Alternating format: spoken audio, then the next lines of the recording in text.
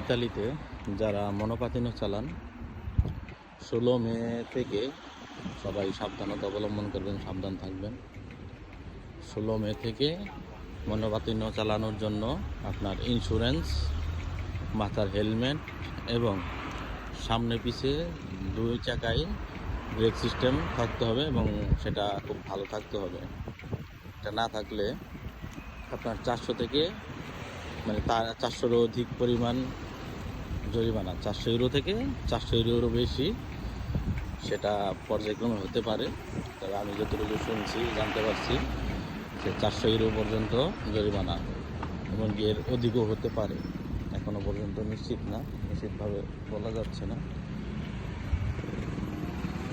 সবাই মনোপাতিন্য যারাই চালান সাবধান। ইন্স্যুরেন্সটা খুবই ইম্পর্টেন্ট। হয়তো বা ব্রেকিং সিস্টেম ওগুলা